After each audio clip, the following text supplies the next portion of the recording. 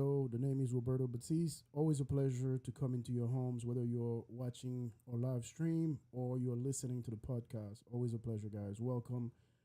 Today's topic is something that pertains to each and every single one of us. It has to do with the high cost for housing in the United States. Housing costs have soared over the last few years. So we will discuss that today, whether you're a homeowner or you're a renter, apartments or otherwise. So that is something again that impact and affect us all. That's what we'll be talking about today. But also we have some crazy headline news today that we are also discussing with you guys. We'll dive right into that, and then maybe later we'll come back to those headline news. So in Ukraine, the top commander of the Russia's Black Sea Fleet was killed by Ukrainian strikes, according to the Ukrainians. El Nino winter is coming, so that means a lot for you and your family, especially those states that are up north. Your heating bill is about to really pick up as well. In Canada, the House Speaker apologized for honoring a man who fought for the Nazis. A mafia boss on the run for decades died in a hospital. Also, unfortunately, six people that were on their way to a birthday party were killed after a train hits an SUV. So, also in the news today, Biden and the entire Democratic apparatus are actually worried about a third party candidate that could spoil things for President Biden's reelection bid because they view a third party candidate as a support for Donald Trump. Remember, you have John F. Kennedy Jr. that is threatening the Democratic Party that he might launch a third party bid if the Democratic Party does not play fair in terms of the nomination versus President Biden, because John F. Kennedy Jr. is running in the primaries. Again, the name is Roberto Baptiste. You're listening to the Baptiste Show. Guys, each and every single one of us, we actually believed in the American dream. No matter if we were born here, first generation American, second, third, or what have you, if we've been here since the Columbus Day era, or even Native Americans. The American dreams have been where you work hard, you play by the rules, you get to live a fair and decent life in taking care of your family as well. Well, that American dream lately has been rather costly for each and every single one of us. If you've tried to rent an apartment across the United States as of late, you do realize things have gotten a bit out of control. The same for housing costs. So we're going to take a deep dive here and discuss that further, because if there's one single element that each of us can associate with, each of us can fall under one single umbrella, it's a home. That is the one thing that as human beings, each and every single one of us always strive to get, meaning we need a place to lay our heads at night. We need a place to have our family lay their heads at night. Again, rich, poor, black, brown, whatever, wherever you're from, that is just common. If it's a hut in the middle of nowhere or a mansion because you have the capability to afford it. So that being said, when those costs become increasingly high, it becomes very hard for society to function properly. Properly meaning you are going to have a high raise of folks that are homeless. The numbers are just going to go up. If you think this is far-fetched, take a trip to downtown Orlando if you're in the Orlando area, or take a trip to any downtown area that you are finding yourself in the United States of America. You'll see the amount of tent cities or tents that are being inhabited by folks that perhaps were just like you and I just a couple of years back, but whatever issues, whatever problems, now they found themselves in the street. So that's what we're talking about today. Why is rent so high across the United States? So just so you understand, this is not just a Baptiste Show topic. This is something that have been in the news lately, but us here, we try to give you perspective. We try to take a deep dive into things so we can connect the dots for you and make sure that your family doesn't fall into the category of folks that are homeless, but also if you're one that is an investor, that you can figure out what's next in the market as well, and try to create more housing opportunities for people out there. We have an article that came from the Newsweek that actually asked that very same question, but it's Florida's housing crisis leaves residents suffering. We're going to read the article and then discuss it a little bit. An overwhelming majority of Floridians agree that home prices are too high in the Sunshine State, according to new polling conducted for Newsweek, as it remains one of the most overvalued housing markets in the entire country. The exclusive Redfield and Wilton Strategies poll found that 76% of Florida residents think that house prices in the state are currently too high, while 16% think they are about right, and only 1% think they are too low. The poll was conducted among a sample population of 840 eligible voters in Florida between July 25th and July 26, 2023. As of June 30th, according to the latest data made available by real estate company Zillow, the average value of a home in Florida was $390,856, which was up by 1.6% compared to last year in 2022. Meanwhile, the average home value on a national level was about $348,853, over 10% lower than Florida's. The average home value in the United States was still 1.2% higher at the end of June compared to 2022 same time.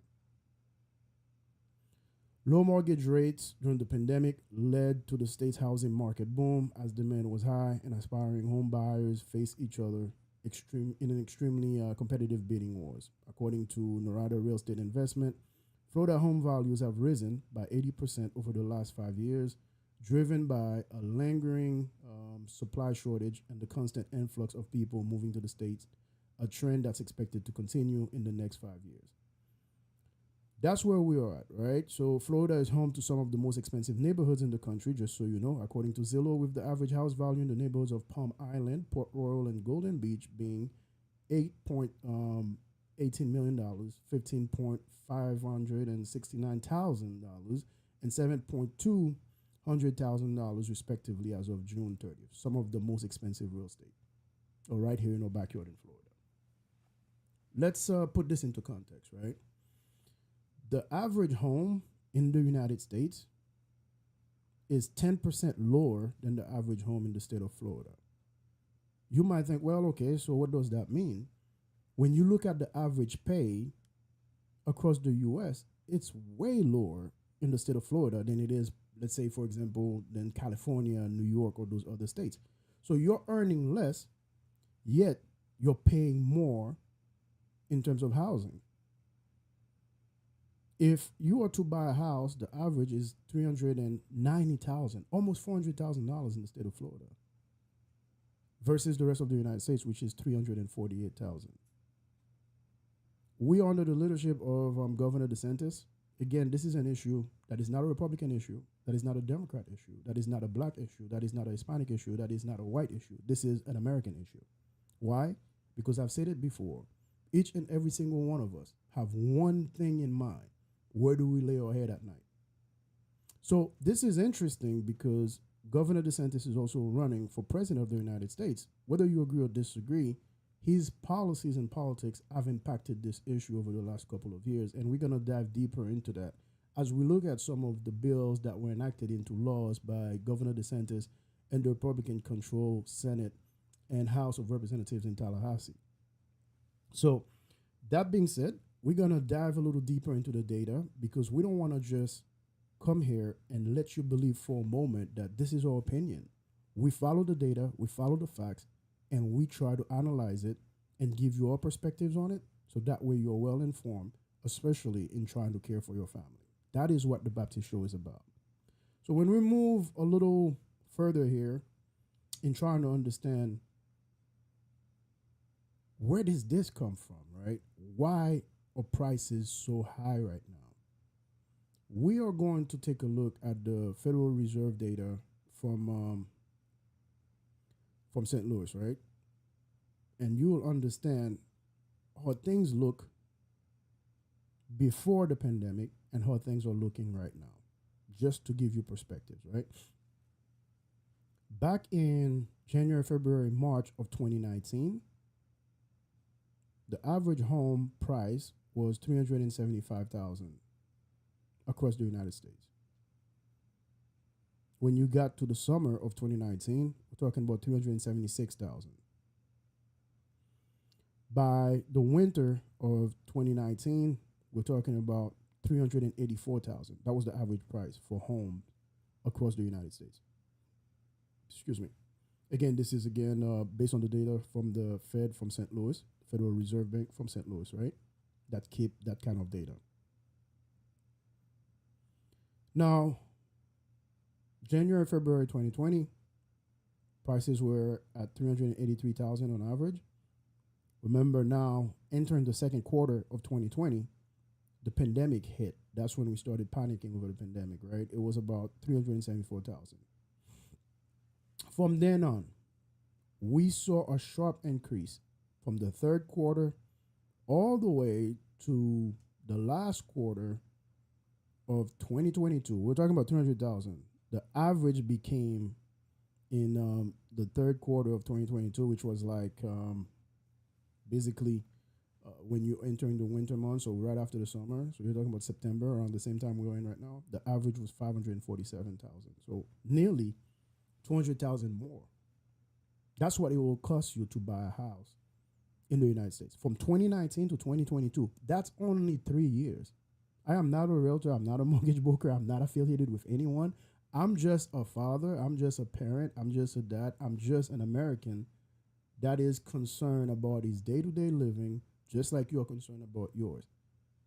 This is an astronomical rise in prices. Some might say, well, that was caused, due to the pandemic. Okay, the pandemic is over. Some might say, well, the interest rate that were lowered allowed way too many people to be able to purchase a house, which is a fair point because supply and demand is very simple. If I only have 5 oranges and I have 10 people that want those 5 oranges, 5 people are going to be left out. So if I'm the one selling those oranges, so clearly I can create a bidding war for those 5 oranges. So if those oranges were $1 and I said it's $2 now, the buyers that have the most amount of money can't afford to buy those oranges. But that still leave 5 people that might have needed those oranges without oranges, right?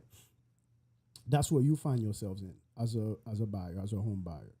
Basically, when the market enabled so many people to be able to afford a house, because we had a shortage of homes across the United States and more so in the state of Florida. Fast forward a little bit to where we are today. Again, we told you what the average the average is across the United States. Excuse me, we're talking about 348,000. Yet in the state of Florida, we're still closer to that 400,000 mark. What is the state of Florida doing in order to help alleviate, ease some of that burden in terms of the cost of housing? And I'm not talking about just buying a home or what have you, but also from a renter's perspective, whether it's apartment or renting a home. To look at the data from a rental perspective, rent prices have hiked across numerous states in the last few years, to include Florida especially.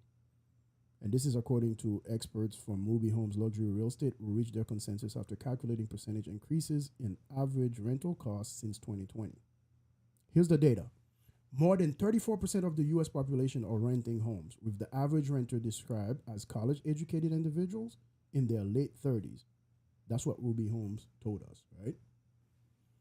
As that group is said to earn less than the national average of $67,500 yearly, the analysis states that 38.1% of renters live alone and 34.4% are younger than 35 years old. So if you're college educated with college loan, more than likely you are renting. And because you're renting, your average salary more than likely is $67,000. What does that mean? This means you're spending way more in rent than what the average is supposed to be. So hence why the term people are choosing either to pay rent or to live life. That's something that no government, no entity wants to have on their conscience, right? When renting, the goal is to have a rent income ratio of around 30%. However, many renters are seeing ratios of up to 57% with the data from the study. It shows that rent prices are far too high and are only going up as time goes on. Florida's average rent showed a percentage increase from March 2020 to March 2023, excuse me, of 45.77%, amounting to a whopping change from $1,459 a month to $2,100 a month. That's nearly a 50% hike. So if you are able to afford an apartment in Florida prior to March 2020, you would have been paying on average $1,400. Fast forward to now, the same apartment is going to cost you $2,100. Nearly 50% increase. This is just 3 years or less of data. So when we put that title, when we come here to discuss this topic, don't think that, again, this is something that pertains to the Baptiste Show only. It pertains to every single one of us. Because this is criminal, in my opinion. Now, that's the opinion piece. How do you, as a government, whether at the state level, local level, allow such a hike to take place overnight and think that people are not going to be squeezed to the bottom of the ladder of economic progress and affordability of homes? When you have cost of living rising every single day, yet your pay stays stagnant, meaning the same, or is being lowered, how can you afford to live in such a place? That is the quintessential question. That is the big question that we have. How can you afford to live in Florida today with a 50% hike in rental when it comes to where you live? Again, what is the government doing? That's the other question. Government is not there to solve every problem, but in terms of policy, government is there to protect the people. As far as I'm concerned, I'm not a libertarian, I'm not a Republican, I am not a Democrat. I'm just an American with a bit of sense. I'm an independent.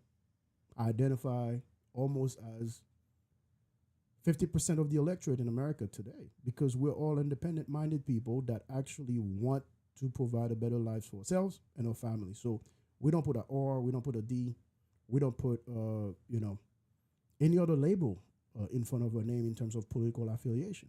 Because we want to go to the voting booth and vote for people that we feel have our best interests at heart.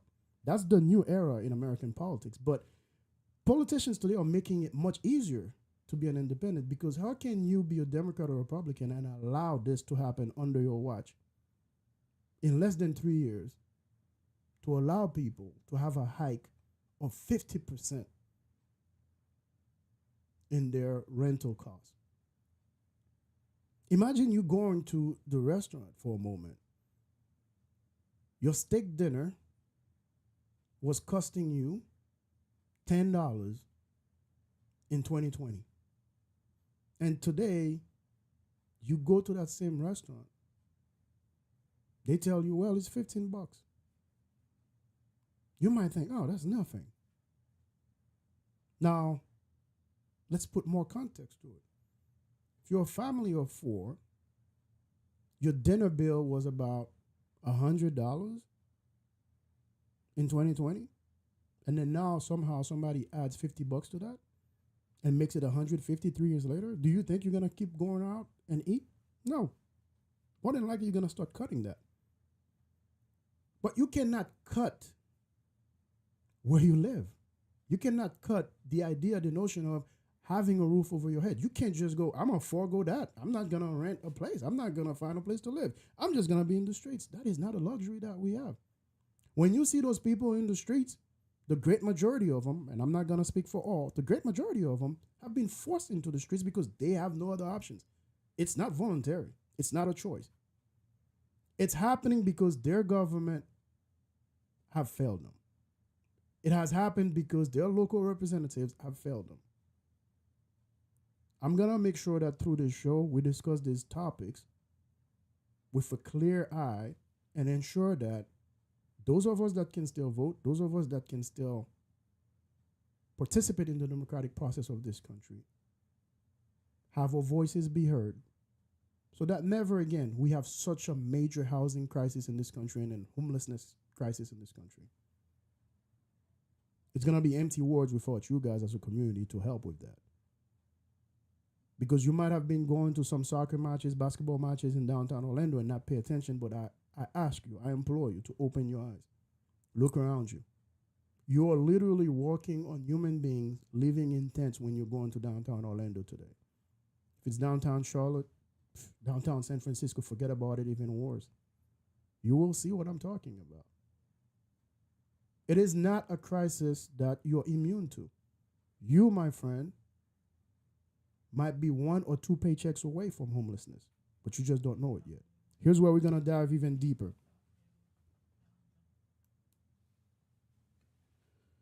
Here's where we're going to dive a little deeper. I think we might be at the point where we need to take a break. Let's just make sure we take a break now, and then we're going to come right back and dive a little deeper into some of the laws and regulations that Governor DeSantis have been enacting as governor of the state of Florida. See you guys soon.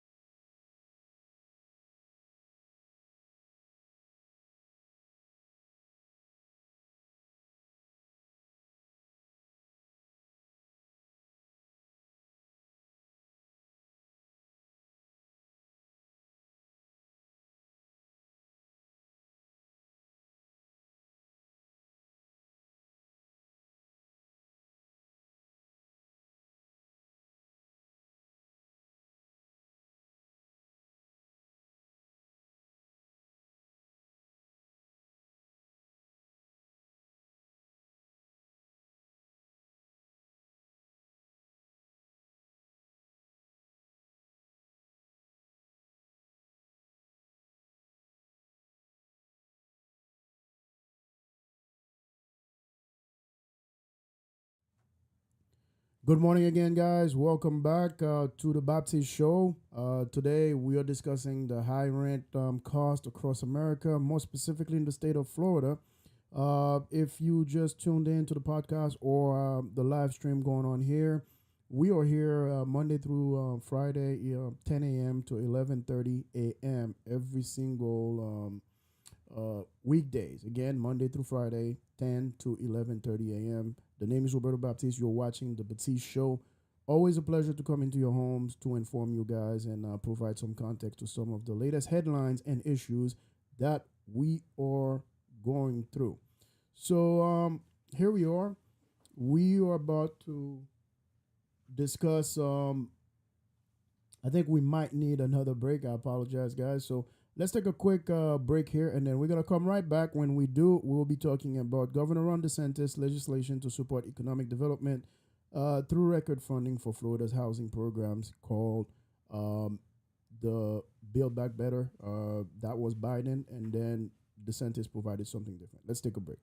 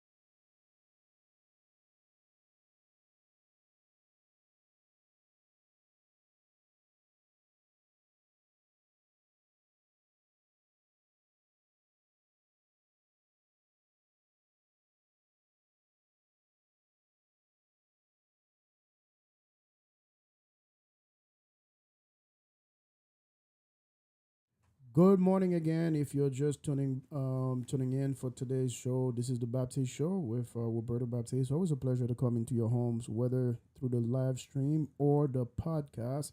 We come here every Monday through Fridays, weekdays, Monday, Tuesday, Wednesday, Thursday, and Fridays, 10 a.m. to 11:30 a.m., where we talk about everything in the news, to include politics, daily news, sports, you name it, and also business news. So today we are talking about the high cost of rent across the United States and more specifically across the state of Florida.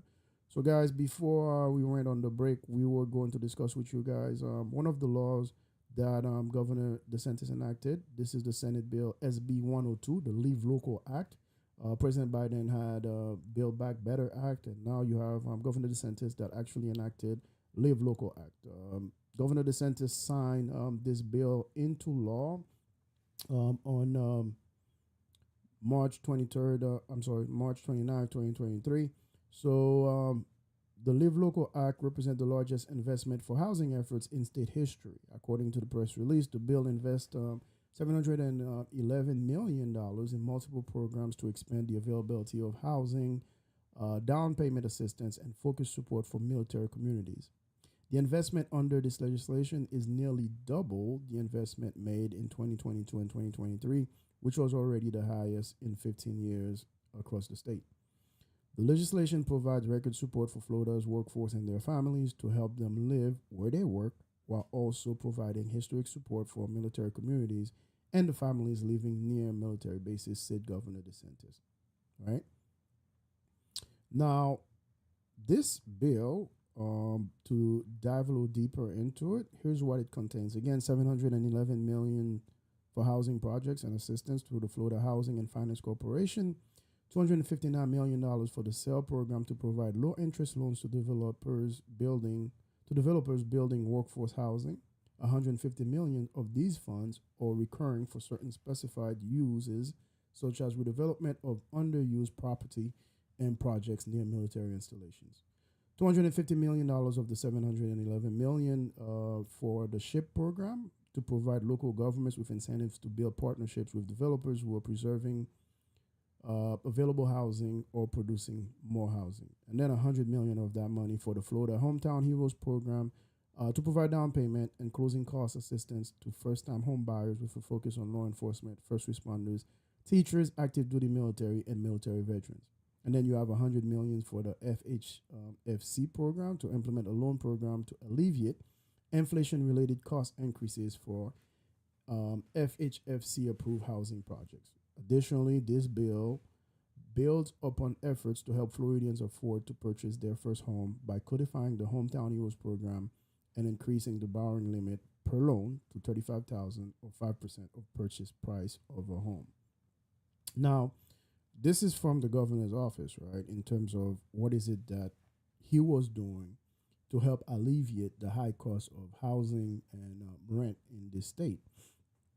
Now, here's the reality of it: $711 million, close to $1 billion. That's a lot of money in terms of investment. The state of Florida, to help you understand, has always been deemed as a retiree state, whereas folks that move from higher income markets, whether it's the Northeast, the northern states of the United States of America, people would move here to retire because they would have the biggest bang for their buck. Because if you are moving here with $600,000, $500,000 after you sold your property up north where you live and worked for 20 plus years, you could afford to get a pretty good house back then, early 2000s, for maybe 100,000, 200,000, 300,000 was like a luxurious home that you could afford in some of the highest places to live in Florida back in the days.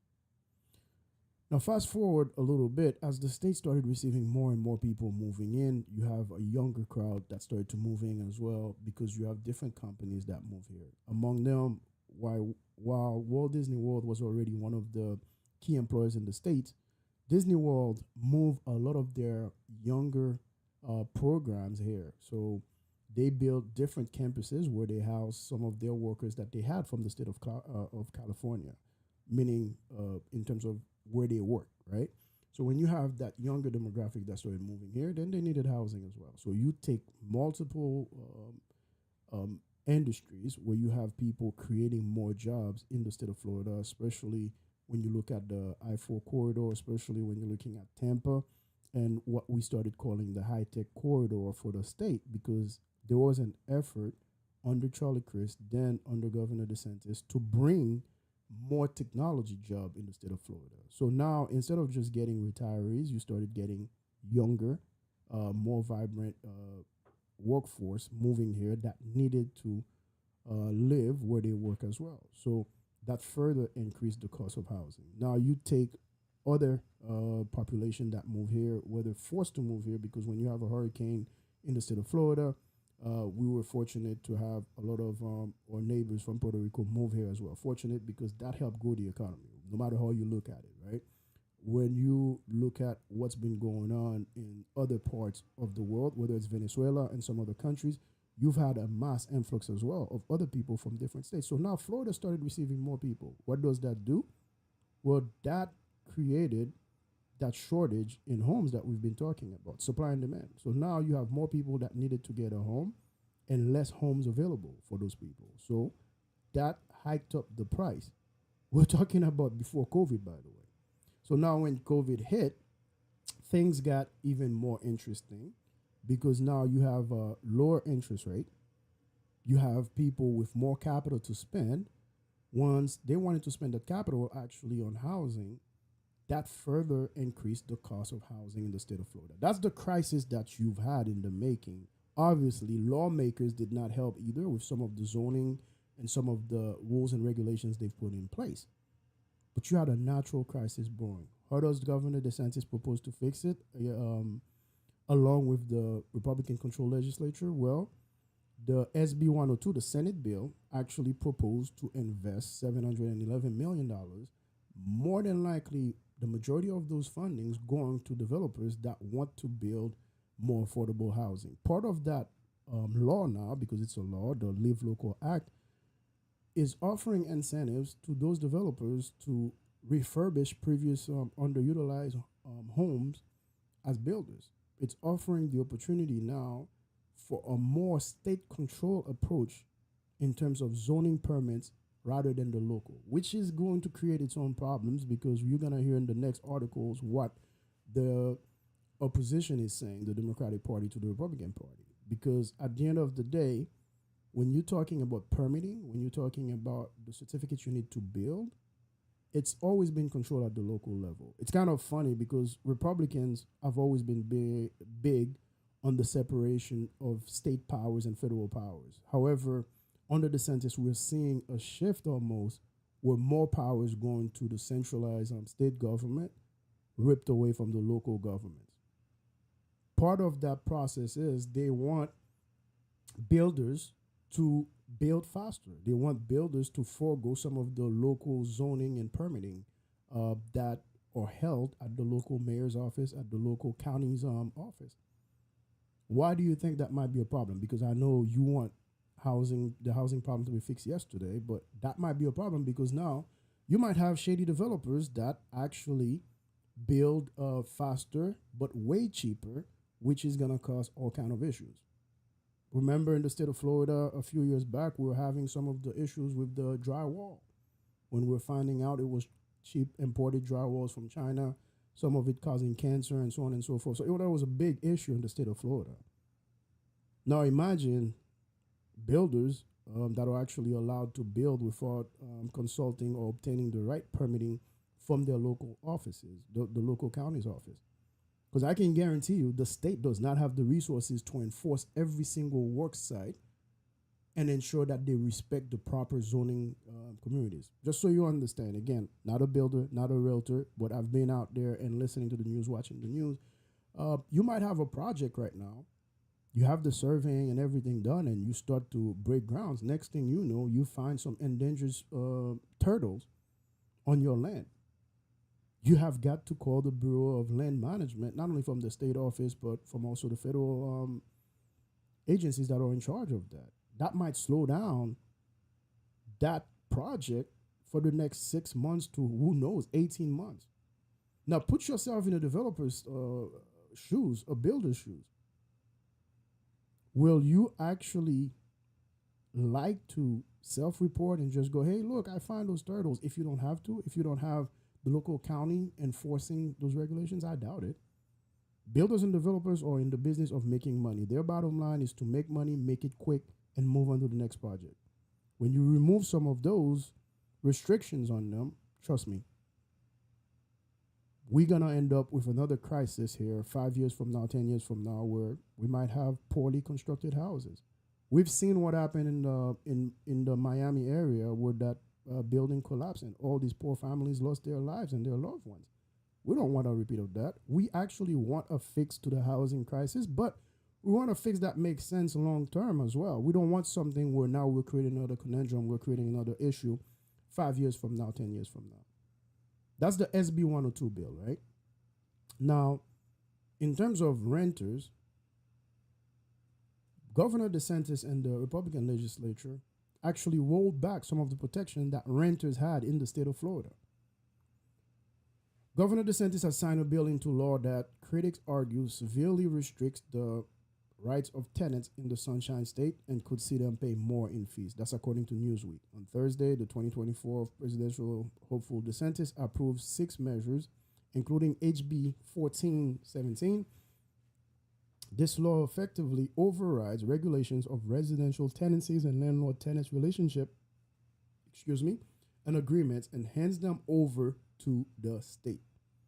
Among some of the regulations that could be affected when HB 1417 comes into effect this past July 1st include fair notice requirements and other issues that fall under Tenant Bill of Rights ordinances at local level. The bill also allows Florida landlords to charge renters a monthly non-refundable fee instead of requiring a security deposit.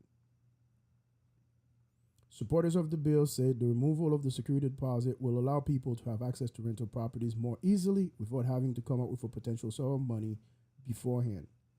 This will make sure that the tenants that do take the opportunity to do it in lieu of a security deposit will be protected as is if they paid their security deposit, and that is the bill. James Vernon Mooney, Republican member of the Florida House of Representatives, told Tampa radio station WUSF in April after the bill cleared the Florida Senate.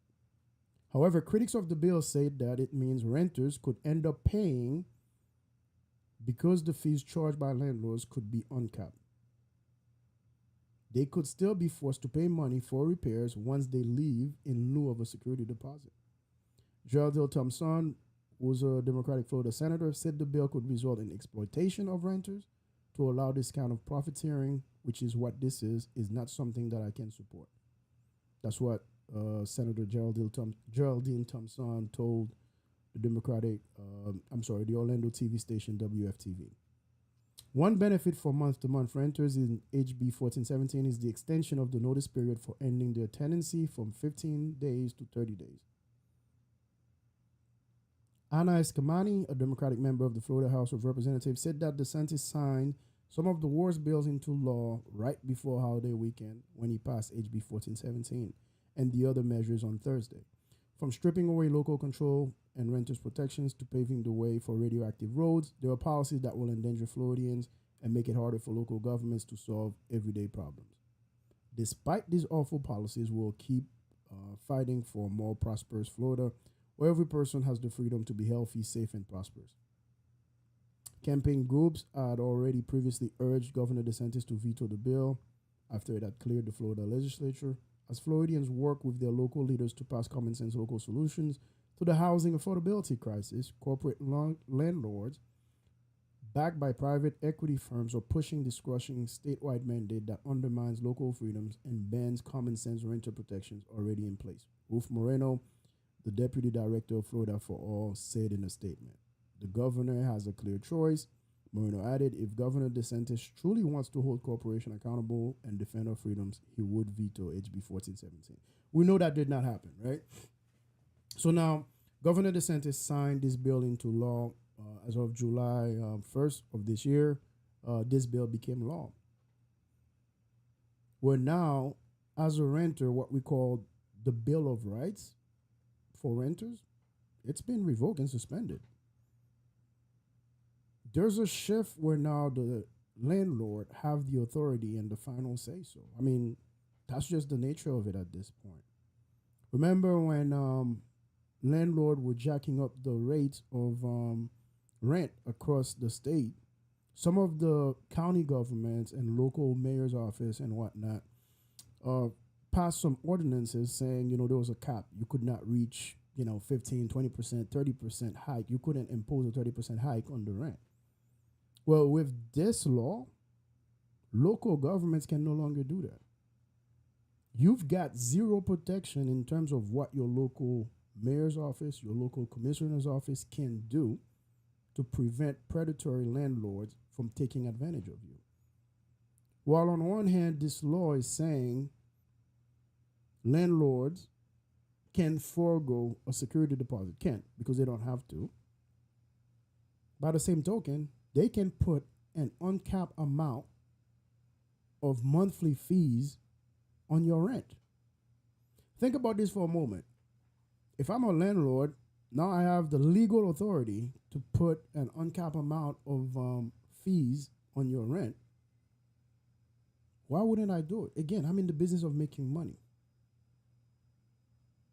Imagine you are seeing 1 or 2 miscellaneous fees on your rental agreement monthly. So now you're going to see 10 of them. They might even start charging you a fee for breathing in the apartment that you're renting. Who knows? They can get very creative because, again, it's legal now.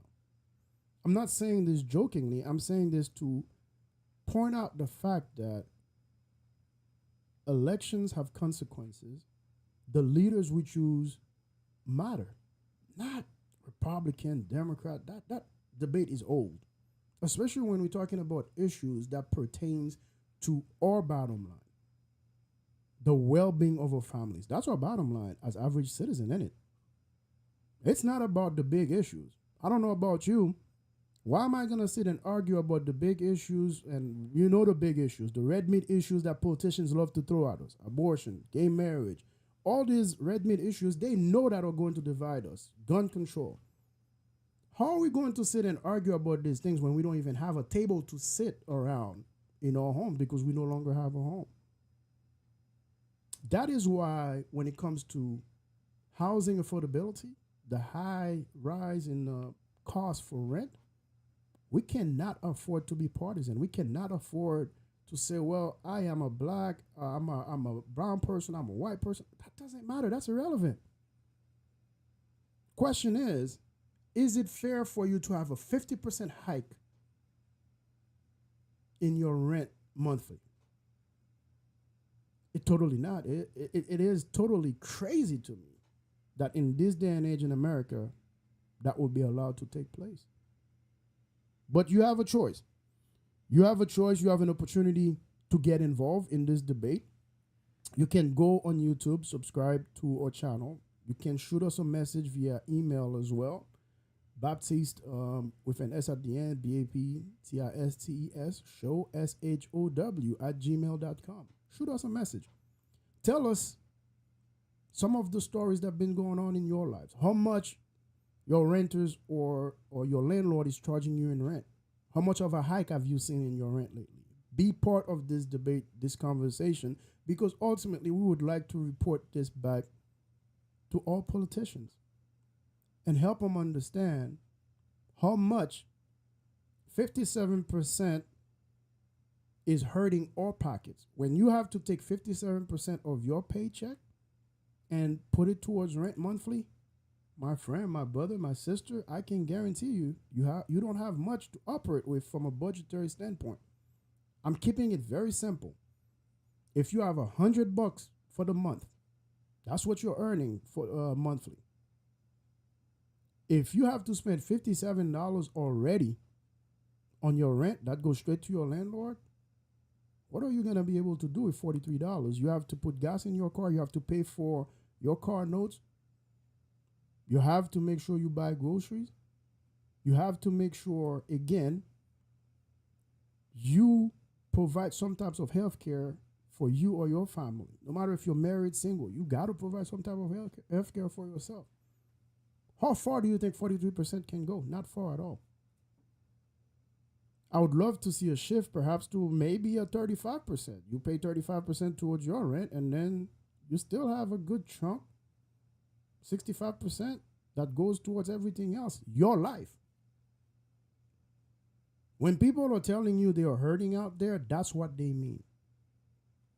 We cannot start our lives paying nearly 60% of our paycheck to a landlord for a place to live. And when I say landlord, I also mean the big banks, the mortgage companies as well, because you're paying that much buying a home these days. Paying for the American dream did not mean this. Our forefathers or grandfathers or fathers did not have to go through this. Why do we have to go through it? Why are we working harder, yet enjoying less and less of the American dream? That's what's at stake here. That's the conjecture. That's the context that I want us to come down to. Why, in this day and age, with the evolutionary progress from a technological standpoint, that we are finding ourselves as Americans working 10 times harder, yet still on the brink of being homeless if we don't have a paycheck for 1 or 2 months. How is this fair? Well, I'll tell you some of the issues that we have. When you have politicians that don't understand who they represent, that's a problem. And when we're talking about politicians that way, I hope you understand our forefathers, those that built this country, have established the proper mechanism for us to address these politicians and ensure we hold them accountable. All right? How do we hold them accountable? It is not through violence.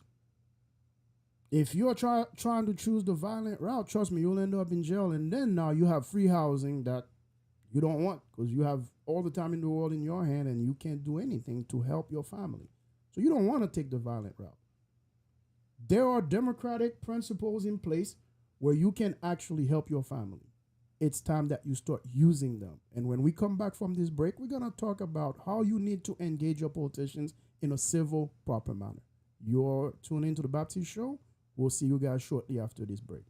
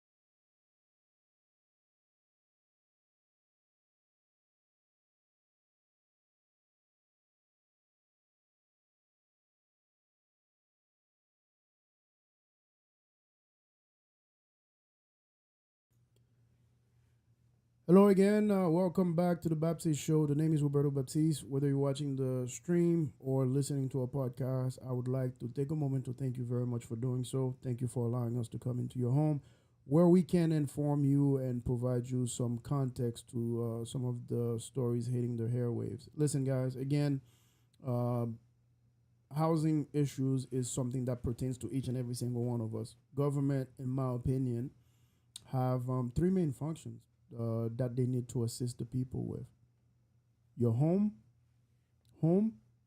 healthcare, homeland.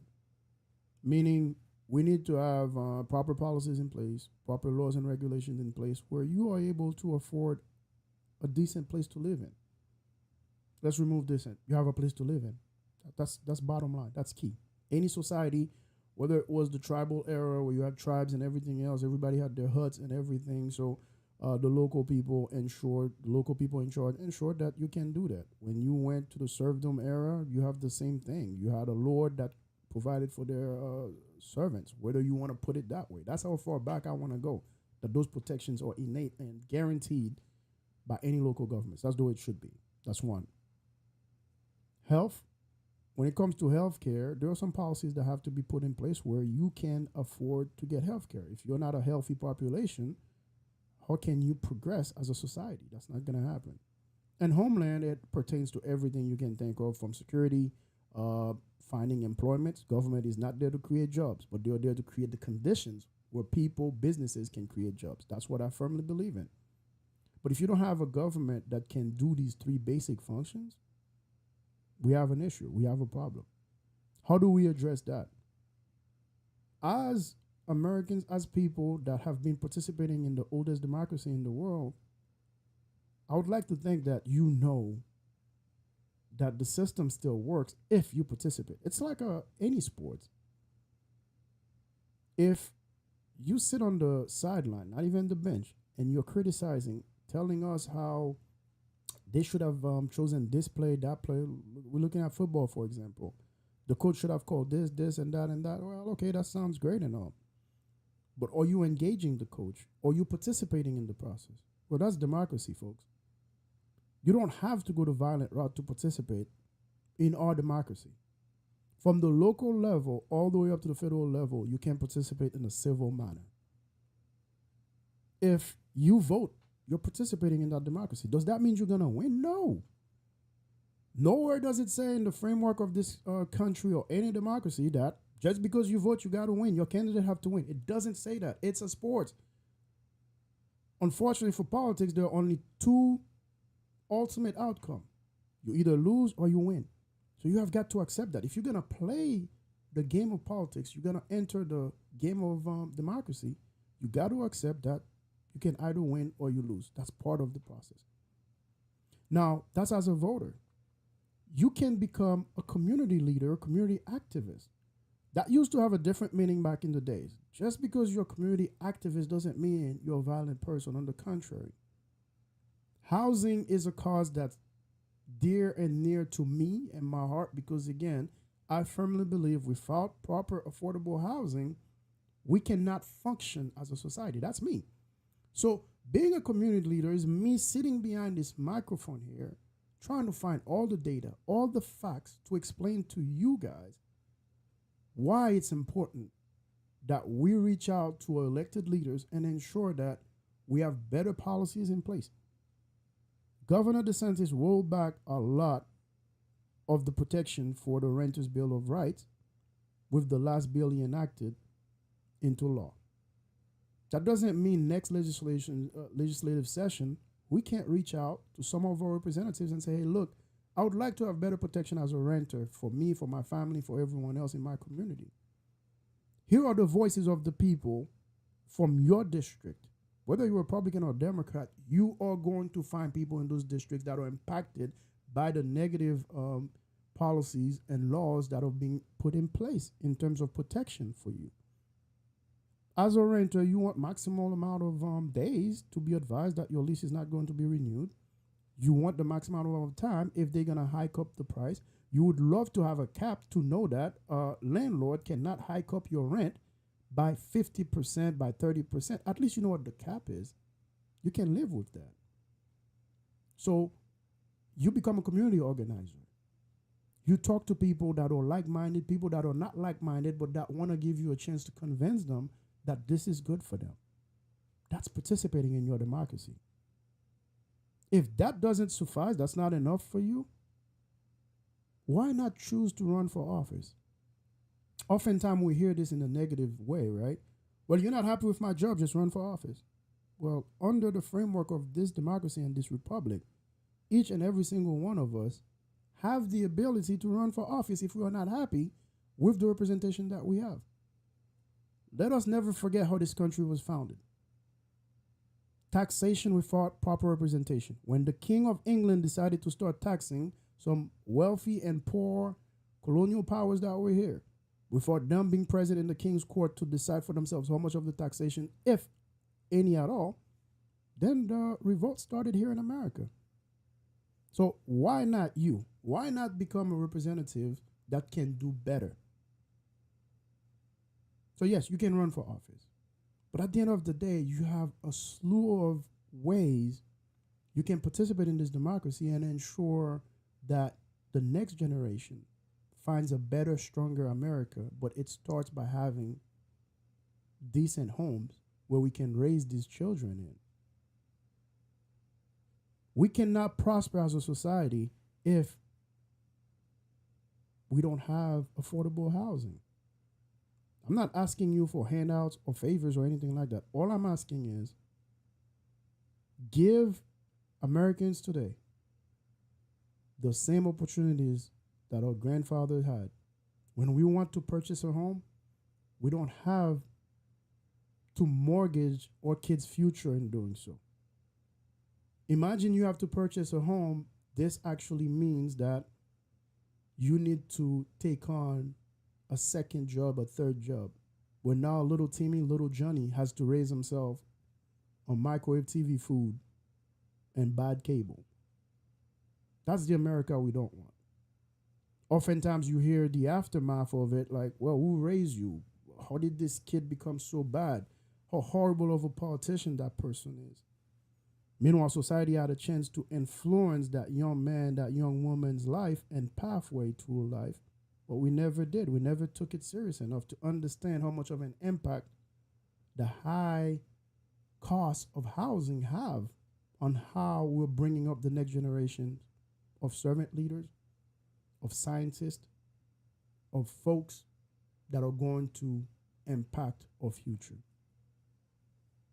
Now, to put more context to it, I'm going to talk to you about the rest of the world, because that doesn't mean they're faring way better than us, but they're trying. And maybe the American dream now has moved on to other shores. Some of us don't have the luxury to go anywhere else, but some people are taking advantage of it and moving on. I'm not. Home prices have fell across the globe.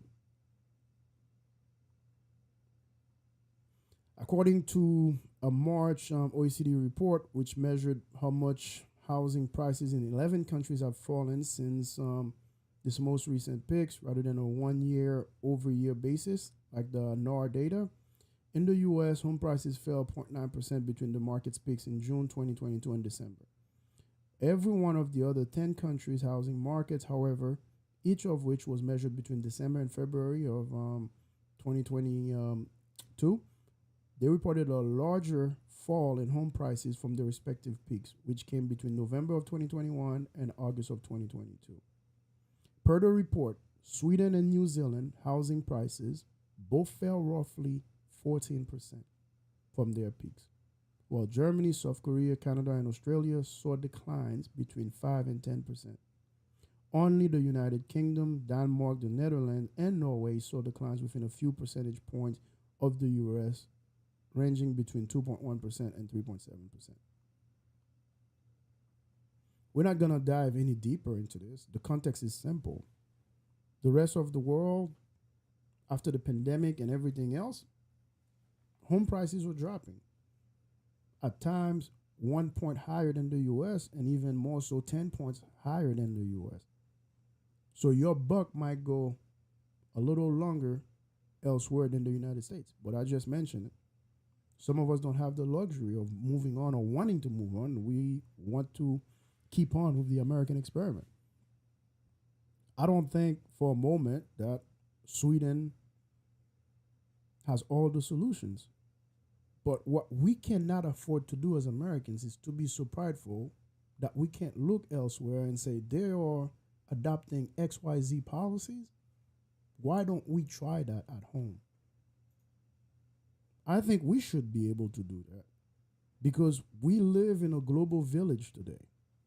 The experiment of our democracy can gain a whole lot by actually looking at some of our neighbors from the industrialized world and adopt some of their best practices to A, resolve our affordability of housing crisis, B, our homelessness crisis, and C, ensuring we have more income going into the pockets of the average renter here in the US.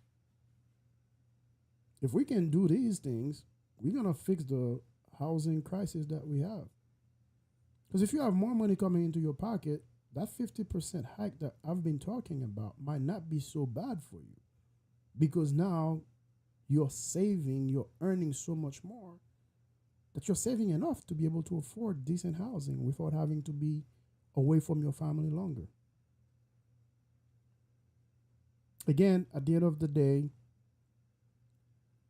our experiments with democracy have been rocky at best. We live in a time in our country where A difference in opinion means you get canceled overnight. But this is an issue where we shouldn't be partisan about it or on it. This is an issue where we're not talking about I'm different from you. This is an issue where we should all be united. But let's not forget, developers' interest is different from a renter's interest, from a mortgage owner's interest. Developers, builders, big banks, their interest is simple. They got to make the biggest buck. And we get it. I'm not knocking it. I'm a capitalist with a conscience. Let's be clear. That means I love to make money, but I have a conscience at the end of the day as well. Unfortunately, some folks are just a capitalist. They forgot having a conscience part. So I'm not knocking them. They're in the business of making money. But if you're a public official, you are in the business of protecting your electorate, your voters, the people that live within your district. That's it. I get it. There are lobbyists out there that are promising you how to get reelected. We'll be naive not to think that you got to spend money to get reelected, but selling your soul to the devil at the expense of your people is not the way to go. In recent news, we saw Democratic Senator Menendez in New Jersey getting indicted over corruption. I don't know about guilt. I'm not here to ascertain whether he's guilty or not, but those are good steps towards running an efficient government and ensuring that corruption is not at the heart of what we do. But is Menendez the only one? Should we be looking at the cozy relationship between developers and the Florida legislature? That's the question. That is a question that I cannot raise myself only. That is a question that you, as a listener, as a viewer, need to start asking, need to start digging. When there is an army of us that are willing to participate in our democracy peacefully, we can bring real changes that will impact my pocket, your pocket, and ensure that our children have their fair share of the American dream. Thank you so much for watching and listening to another episode of the Baptiste Show. It's always a pleasure to come into your homes, guys. It's been quite a show today. So to recap, the high rise in rent and housing prices is impacting us all in the state of Florida and beyond Florida. Governor DeSantis have enacted several bills into laws where now it seems that renters have less rights and local governments have less authority to impose anything on developers. But that being said, the state has countered that. They've enabled developers to build faster and help alleviate the shortages of home being built in the state of Florida through some of those policies. It's up to you as a listener, as a reader, to decide for yourselves, right?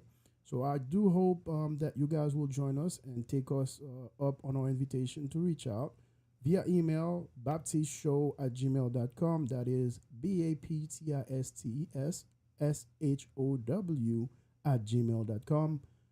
Or you can go on social media, Instagram, Baptiste Show @gmail.com, YouTube, Baptiste Show, basically @gmail.com. That's the same account, but if you look up Baptiste Show,